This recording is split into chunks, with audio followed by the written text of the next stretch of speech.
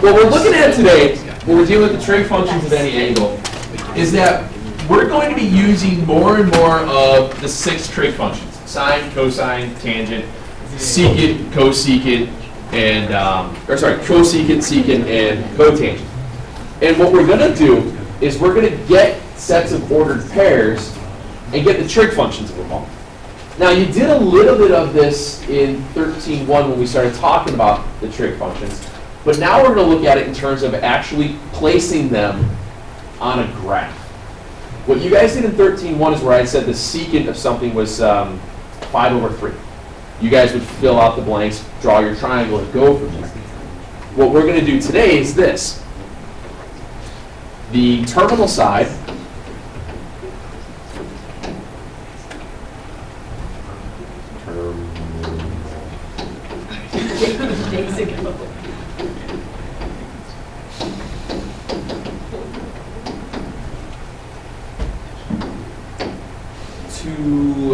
let's throw 2, -3.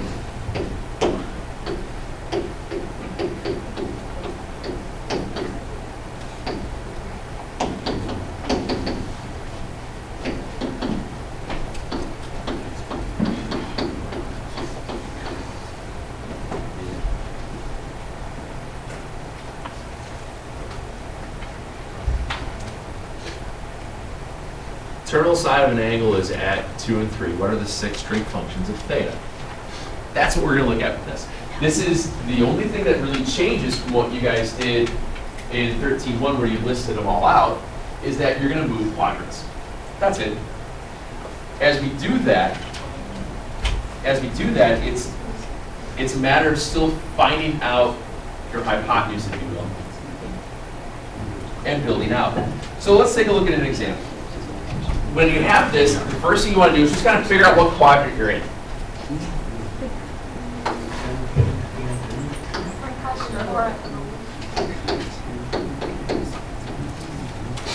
We're there. We okay with that? Yeah. Excuse me.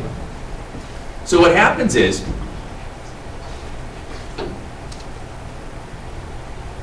that becomes my R. Okay? My H, my hypotenuse, because what's occurring here is that you get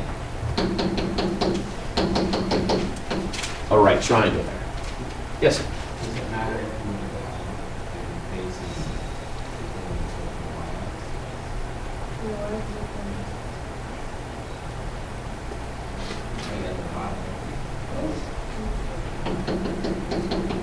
they always bounce them off and down like that. You're going to bounce them down like this or like that. So it's on the side. Yeah. Yeah. I don't remember if there's a general rule on that or not, to tell you the truth. Now you say that. I don't think anybody's ever asked me. Why are you bouncing on the x-axis? Anyway, so what happens here is that we get this value of theta. Let me make this a little bit larger. What are those up?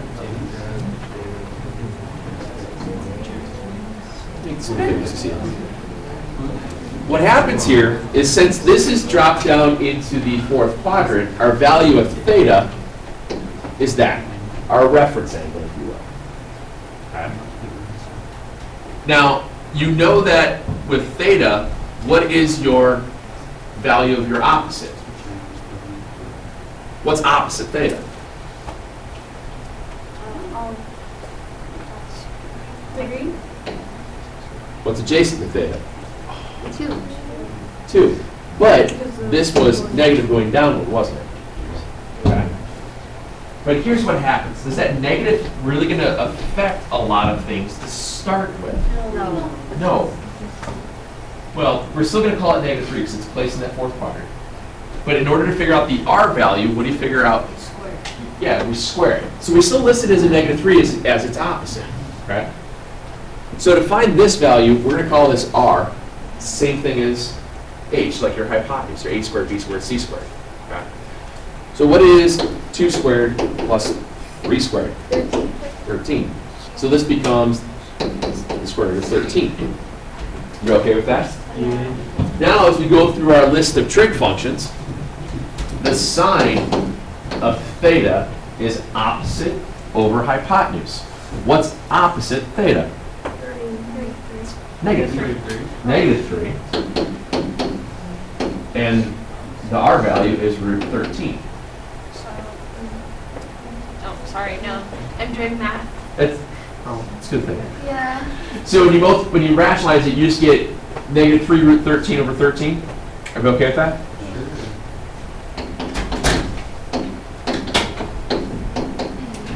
Cosine.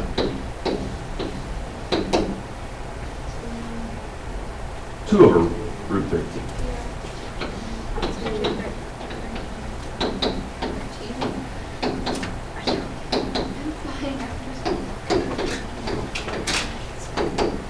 And then your tangent would be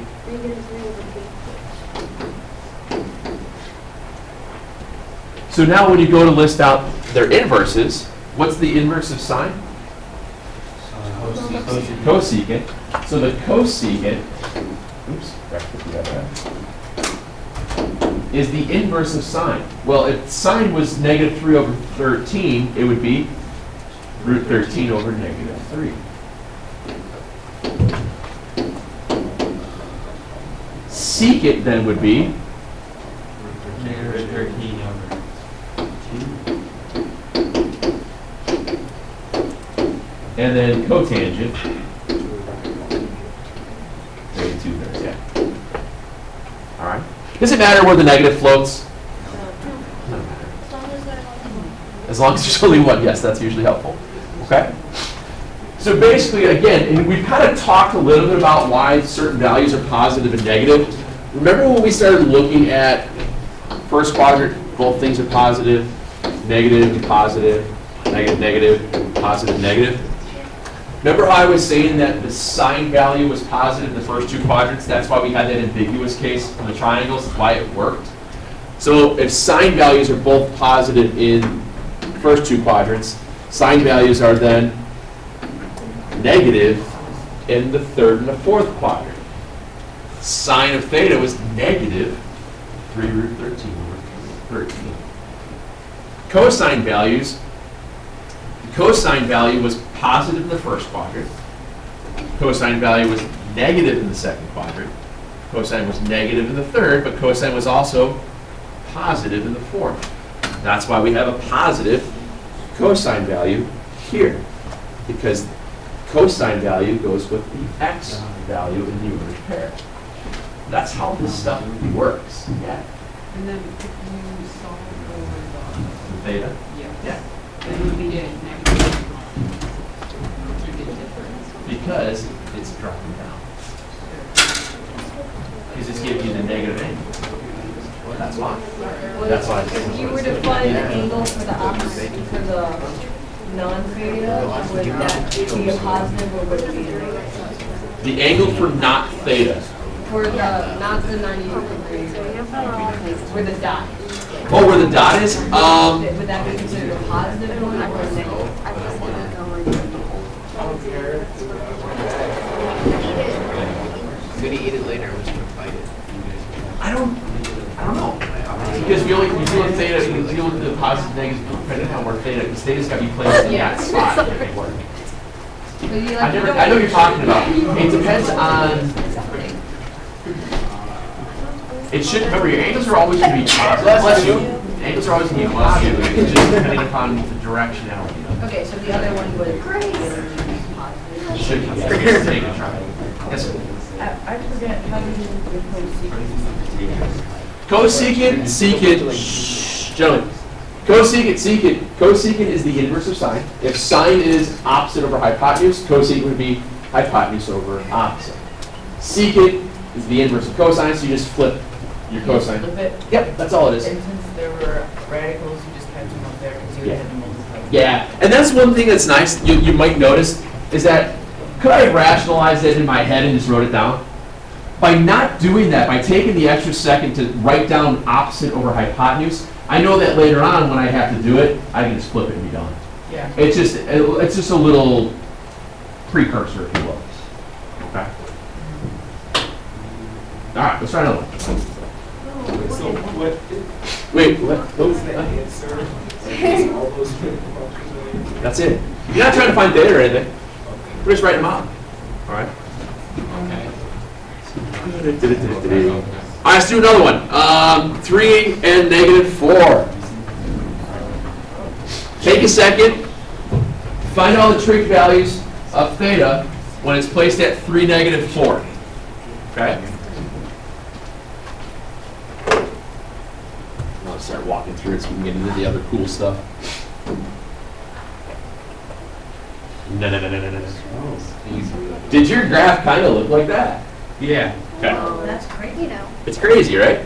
So if this is my value of theta here, if I connect it up, oops, oh, I can't draw.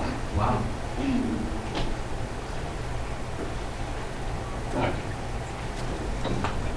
We create that right triangle there, so that's why we can use our right triangle trick. What's your value of R? 5. So this one's gonna be easy. We don't have to worry about any rationalizing. We can triple. So sine is what? -4 bits. -4 bits. Is it the end of the world if you forget to put theta in for this type of a problem? It's not. I forget a lot of times. It's not a big deal. Cosine of theta. 3. Tangent. So cosecant. 5. Secant. Whoa, not negative, it's just positive factors. Oh, yeah. Okay. Whoa, back the truck up. All right. The trickiest part here is forgetting the negative or completely screwing up rationalization. Okay? Preguntas. No. All right.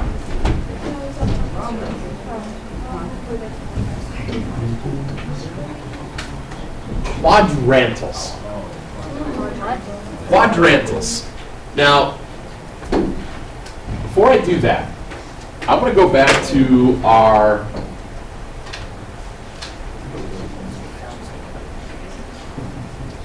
blank.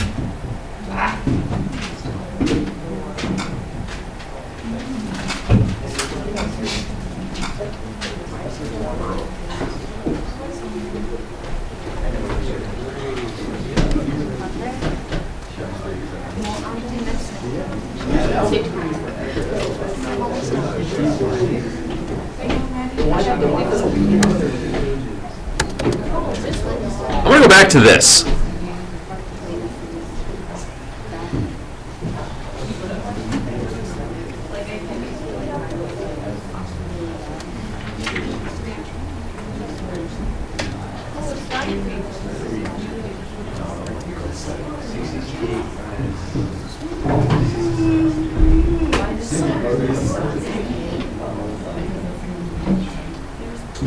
I'm going to make it large enough to view well. I'm going to go back to this. I did print out a blank one of these for you guys. I want to walk through again how this works and start to give you guys the idea of what does it mean to be on a quadrantal. Now, to be on a quadrantal angle is basically you're on the axis. You're either on the x-axis or the y-axis. So let's walk through.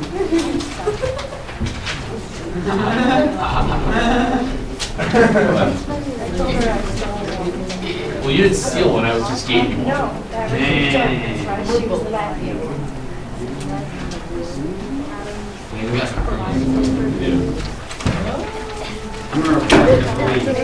Stealing your paper that they already. Yeah. And I felt bad for laughing. Dude, what are you doing? Stop. Oh, dude. No.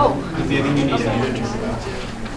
Okay, well, when Everyone. we were doing, it was on our review dates, and when I was finished, I didn't look back into it. It was yes, and I went back. He's like, and then he blamed it on the car. He's like, dude, cars, they do that sometimes. And I was like, all right, I'll just. Yeah, no. That's what I was like, I don't. So let's get back into this real fast. And remember when we started to work these things through? This is what we're calling our unit circle. Now, everything we do from basically here on out over the course of the rest of chapter 13 and then into chapter 14 It is all built off the basis idea of these 30, 60, 90, and the 45, 45, 90 triangles. So opposite your 30, remember when we did this before, we'd say it was x, then opposite the 60 was x root 3, and then opposite the 90 was 2x. I'm going to write it a little bit differently. I'm just going to say it's 1, root 3, and 2. You okay with that? Here I'm going to say it's 1, 1, and root 2. I don't have to write the 1, but that's right. So what happens here is that we're able to work through and find sine, cosines, tangents, and all that stuff of our special right triangles. Now, the first thing I want to look at here is what we're calling our quadrantals. Our quadrantals are going to be at 0, 90, 180, 270, 360. We also call them in terms of pi, so we start to kind of wean ourselves off of degrees here. 90 degrees is what? Pi over 2. Pi over 2. Pi. 3 pi over 2. Dos pi. Dos pi. All right. So the other thing I want to look at is your quadrantal angles are these angles. They are the angles that lie on the x or the y axis. They have their own sets of ordered pairs. When we're dealing with the unit circle, we deal with it in a unit of 1. Our radius of the unit circle stays constant at 1. So if the radius of the unit circle is 1, that means from the center to here is 1. Center to here is 1. Center to here, and so on and so forth. Are we okay with that? Yeah. All right. If the radius is 1, what's the ordered pair at that value? 1 and 0. Good. What's the ordered pair here? 0 and 1. What do we get here? Negative 1, 0. And then 0, negative. 0, negative 1. Now here's what happens. You guys kind of started to pick up a little on this. The ordered pairs are your values of cosine and sine. The ordered pairs are your cosine and sine value at that angle within the unit circle. Okay? Oh. Cosine of 0 is 1. Sine of 0 is 0. Cosine of 90 is 0. The sine of 90 is 1. Now, we know we never really talked a lot about, you know how we never did trig functions of right triangles at the right angle? Let me show you what happens. If I'm at my right angle here, and I want to find the sine of 90, just the value of sine says it's your opposite over hypotenuse. Well, what's opposite your 90? Hypotenuse. And what's the hypotenuse? Hypotenuse. What's root 2 divided by root 2? 1. 1. That's why the sine of 90 is 1. Whereas if you do the cosine of 90, do you know what's the adjacent to 90? We don't know. We don't know which one is which. So you just say 0. Okay. So if you have, then when you got the cosine though of 90, did you get the 1? I forget. I forgot how you do cosine, but that doesn't make any cool one. But I know how sine works. That's how sine works. So I forgot to look up that cosine. I always do that. Anyway, your values of ordered pairs wind up going cosine, sine through all of them. So what we do here is we figure out our ordered pairs off of our specials. And that's how this builds up. Here we had 30 degrees. If you recall at 30 degrees, we knew it was pi over what? Pi over 6. Okay. So that's pi over 6 as its reference angle. Think about your triangle. The cosine of 30 is adjacent over hypotenuse, root 3 over 2.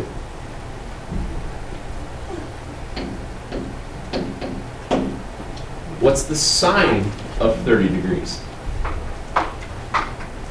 What do you get? It's 1/2. Now, let's just look at that one value. Use pi over 6 as its reference angle. The angle in the second quadrant that also has a reference angle of 30 degrees is 150. Or remember, when we're coming up off of pi, we come up pi over 6, we're at? 5 pi. Very good. We're at 5 pi over 6. These guys share the same horizontal value going across. So they share the same y value, but what changes? The x. So that means that the cosine value of 5, I'm sorry, I wrote over 2, 5 pi over 6 would be? Negative? Exactly. It'd be negative root 3 over 2. And then what's the sine value? 1/2.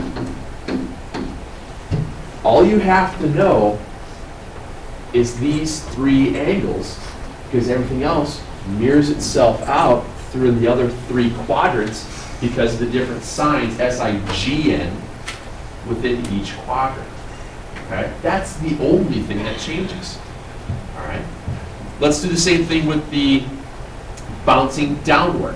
If I'm bouncing down pi over 6, going down 30 degrees, that means I'm at 210. Pi over 6 more than pi is 7 pi over 6. Very good. Ooh, ah. Nice. In the third quadrant, your x and y values are both negative. It shares the same vertical component, so that means what is the cosine at 7 pi over 6? Negative root 3 over 2.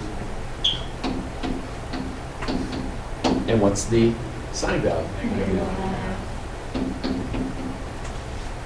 The only thing that's changing is your position within the quadrant.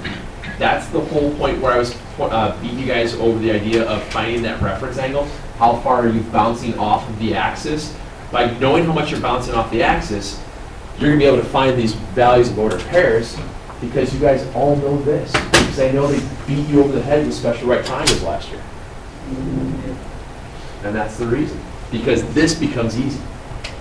Ish, I should say. All right. Last quadrant here. I'm bouncing down my pi over 6 into the fourth quadrant. That puts me at 300 degrees. Wait, where did we think about 330. No, it's only 10, 10. Sorry, that joke is getting kind of old, I know. And what's it in terms of radians then? 11 pi over 6. Are you guys, is everybody grasping the idea of how we're converting these radians rather quickly? Just by subtracting the subtracting 1/6 from a whole, that kind of stuff? The thing in the video yesterday was actually really helpful. It was like 2x minus 1 for that for quadrant 4. Yeah. It's a little bit different way of doing it, and I do it different every year, I guess. It was a video from last year. It was. Told you. Yeah, it was. I And figured that. it was the. It was funny. Let's see who. Third. That was a. I think it was a 3rd-hour video that I used from last year. Almost the exact same time Yeah. there. I know. This year. We're like 5 Yeah. minutes off by even. That's pretty crazy. That's nuts how it worked out. But that goes to show you if you guys ever do become teachers and stuff, don't delete everything. Save stuff because Lord knows you might need it at some point in time, and it so worked out that it was fine for yesterday. We were like 2 days away from what we are now, I know. so like exactly at the same point. Yeah. All right. Now,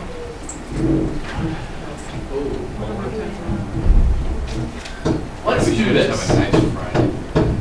I want you guys to build all the rest of your ordered pairs and values off of this. We'll continue this on Monday with the rest of where this goes into, because eventually you're going to be doing stuff, and you're going to find the sign of something without looking at this. You're going to be able to build a quick reference angle and know what triangle it comes off of, and you're going to know it right off the top of your head. That's the goal as we build into this. So just be going over it too. yeah, let's just build the rest of this for tonight, and then we'll go further on Monday. Is that all right? Yeah. What's this Friday? No, I don't even know where the day went.